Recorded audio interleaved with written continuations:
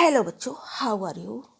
बच्चों, आज हम करेंगे बड़े भाई साहब पाठ के अंतर्गत आने वाले व्याकरण को। जी हाँ, इस समय हम करवा रहे हैं भाषा अध्ययन। इसमें से प्रश्न नंबर 1 और 2 हमने कर लिए हैं। आज हम करेंगे प्रश्न नंबर 3। बच्चों, वीडियो यदि पसंद आते हैं तो उन्हें लाइक कर दिया कीजिए, वीडियोज को ज़्यादा से ज़्यादा शेयर कीजिए और यदि अभी तक चैनल को सब्सक्राइब नहीं किया है तो सब्सक्राइब कर लीजिए, क्योंकि इस समय मैं करवा रही हूँ बोर्ड एग्ज़ाम में जो बच्चे पार्टिसिपेट कर रहे हैं, जो बच्चे 10th में पढ़ रहे हैं, उनके लिए ये वीडियो मोस्ट इम्पॉर्टेंट है। इसीलिए मैं बार बार कहती हूँ कि ज़्यादा से ज़्यादा आप वीडियोज़ को शेयर कीजिए। सीबीएसई बोर्ड के अंतर्गत आने वाला ये जो पाठ्यक्रम है, जो एनसीईआरटी ने तय किया है, ये पूरे भारत में पढ़ाया जाता है। तो बच्चों, आप कहीं पर भी रहते हो, किसी भी स्टेट से बिलोंग करते हो, किसी भी स्कूल से पढ़ाई कर रहे हो, आपका कोर्स सेम है और मेरा चैनल आपके लिए बेहद हेल्पफुल है और इसलिए हमारे साथ जुड़े रहिए, पढ़ते रहिए, खुश रहिए। आज हम करेंगे प्रश्न नंबर 3। निम्नलिखित तत्सम तद्भव देशी आगत शब्दों को दिए गए उदाहरणों के आधार पर छांटकर लिखिए। बच्चों, तत्सम तद्भव देशी और आगत शब्द हम अपने पिछले क्लास में पढ़ चुके हैं, यानी कि 9th में। इसके अलावा भी इन सभी टॉपिक्स पर मैंने अलग से वीडियो बनाए हैं, वो आप हिंदी व्याकरण की सीरीज में देख सकते हैं।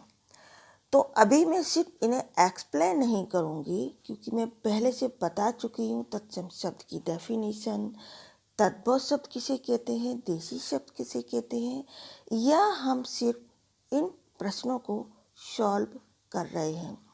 तो सबसे पहले, जैसा कि आप देख सकते हैं, दिया है तत्सम तद्भव देशज और आगत शब्दों को हमें अलग अलग करना है।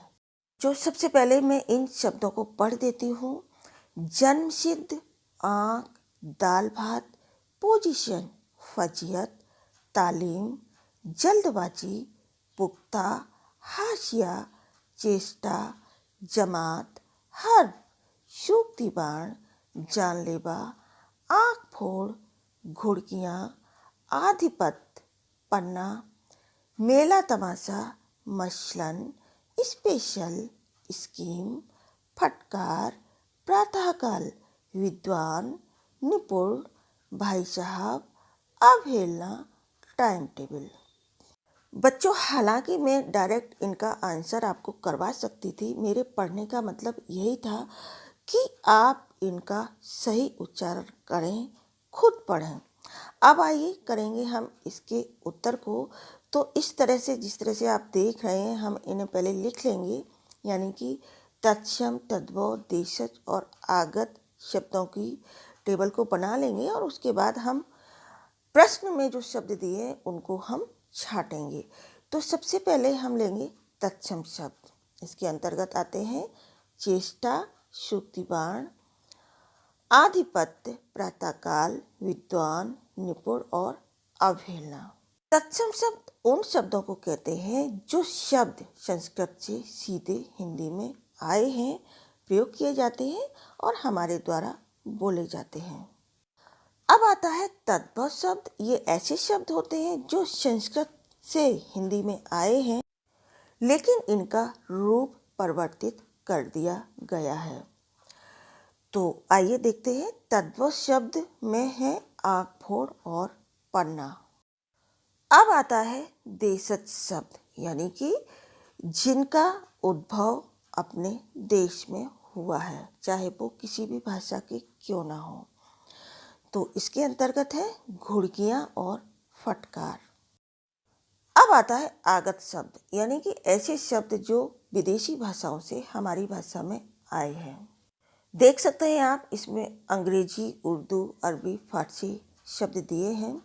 तो इसके अंतर्गत आते हैं तालीम, जल्दबाजी, पुख्ता, हाशिया, जमात, हर्ब, जानलेवा, मेला तमाशा, मसलन, स्पेशल, स्कीम, भाई साहब, टाइम टेबल। तो बच्चों, इन सभी शब्दों का प्रयोग हमारी हिंदी भाषा में किया जाता है, चाहे वो तत्सम हो, तद्भव हो, देशी हो या विदेशी हो। बच्चों, आगत शब्दों पर भी हमने अलग से वीडियो बनाए हुए हैं, आप उन्हें ज़रूर देखें। ये आपके 9th के सिलेबस में दिए हुए थे, आप सभी के द्वारा पढ़े हुए हैं। लेकिन यदि आप हिंदी भाषा को और ज़्यादा डीपली पढ़ना चाहते हैं तो हमारे पिछली वीडियो ज़रूर देखें। अब आता है प्रश्न नंबर 4। क्रियाएं मुख्यतः 2 प्रकार की होती हैं, सकर्मक और अकर्मक। तो बच्चों, क्रिया तो आप सभी जानते हैं, यानी कि वर्ब, ठीक, जिसका मतलब होता है करना। तो इसमें आपको दिया है इनके प्रकारों को जिन्हें हमें करना है। तो सबसे पहले हम देखेंगे सकर्मक क्रिया। वाक्य में जिस क्रिया के प्रयोग में कर्म की अपेक्षा रहती है उसे सकर्मक क्रिया कहते हैं। जैसे शीला ने सेब खाया, मोहन पानी पी रहा है। क्रिया के प्रयोग में कर्म की अपेक्षा होती है। आप देख सकते हैं इसमें डेफिनेशन में दिया हुआ है, जिसका मतलब होता है कि वाक्य में कर्म दिया होता है, यानी कि ऑब्जेक्ट। और जिन वाक्यों में ऑब्जेक्ट होता है वो सकर्मक क्रियाएं कहलाती हैं। बच्चों, ये तो आप सभी जानते हैं कि कोई भी वाक्य बनाने के लिए हमें सब्जेक्ट, ऑब्जेक्ट और वर्ब की आवश्यकता होती है। कभी कभी बिना ऑब्जेक्ट के यानी बिना कर्म के भी वाक्य बनते हैं, ठीक। और ऐसे वाक्यों को अकर्मक क्रिया कहते हैं, यानी कि उसमें कर्म का प्रयोग नहीं होता है। आगे देखते हैं अकर्मक क्रिया।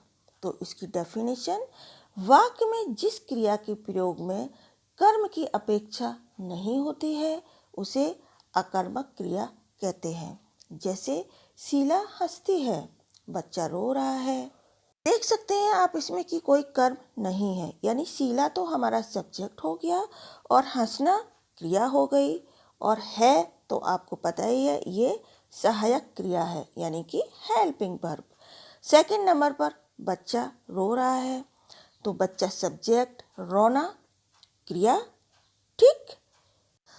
आई थिंक अब आप अच्छे से समझ गए होंगे कि जिन वाक्यों में कर्म होता है वे सकर्मक क्रियाएं कहलाती हैं, और जिन वाक्यों में कर्म नहीं होता है वे अकर्मक क्रियाएं कहलाते हैं।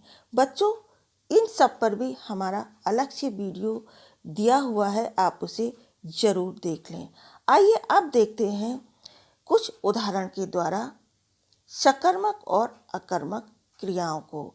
तो आप देख सकते हैं नीचे दिए गए वाक्यों में कौन सी क्रिया है सकर्मक या अकर्मक, आप उन्हें लिखिए, ठीक। आइए अब हम इन्हें कुछ उदाहरण के द्वारा समझेंगे। तो बच्चों, आपकी बुक में प्रश्न दिया है, नीचे दिए गए वाक्यों में कौन सी क्रिया है सकर्मक या अकर्मक, लिखिए।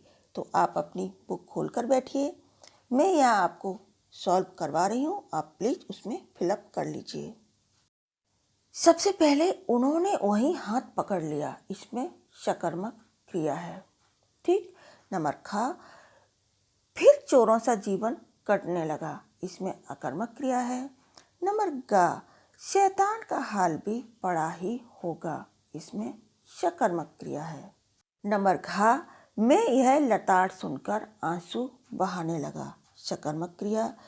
नंबर डा, समय की पाबंदी पर एक निबंध लिखिए, सकर्मक क्रिया। नंबर चा, मैं पीछे पीछे दौड़ रहा था, इसमें है अकर्मक क्रिया। तो बच्चों, इसके ऊपर मैंने सकर्मक और अकर्मक क्रिया की डेफिनेशन को पढ़ा, उसको डिटेल में समझाया भी, और अब ये उदाहरण आपने किए हैं। यदि इनमें आपको कोई भी कन्फ्यूजन है, इट मीन्स आपको समझ में नहीं आया है, तो आप कमेंट्स के थ्रू आप हमें पूछिए, कि मैम इसमें सकर्मक क्रिया क्यों आई है और इसमें अकर्मक क्रिया क्यों आई है। तरह से ये आपका टेस्ट है। यदि आपको समझ में आ गया है तो बहुत ही अच्छी बात है, और यदि नहीं आया है तो आप या तो हमारे पुराने वीडियो को देखिए जिसमें हमने सकर्मक और अकर्मक क्रियाओं को करवाया है, या फिर कमेंट्स के द्वारा आप हमसे पूछ सकते हैं। मैं आपके सभी प्रश्नों का उत्तर अवश्य दूंगी। तो बच्चों, अब आज का वीडियो यहीं पर समाप्त होता है। Thanks for watching this video को लाइक कीजिए, शेयर कीजिए। चैनल पर यदि पहली बार आए हैं तो उसे सब्सक्राइब कर लीजिए, बेल आइकन को प्रेस कर लीजिए ताकि आने वाला वीडियो सबसे पहले आप तक पहुंचे और आप पढ़ सकें, अपनी प्रिपरेशन कर सकें। क्योंकि आप सभी को पता है आपके पास अभी बहुत कम समय बचा है और समय कभी लौटकर नहीं आता है, ये आप सभी को पता है। आप समय की वैल्यू को समझिए और पढ़ते रहिए। Thanks for watching this video. बहुत बहुत शुक्रिया आप सभी।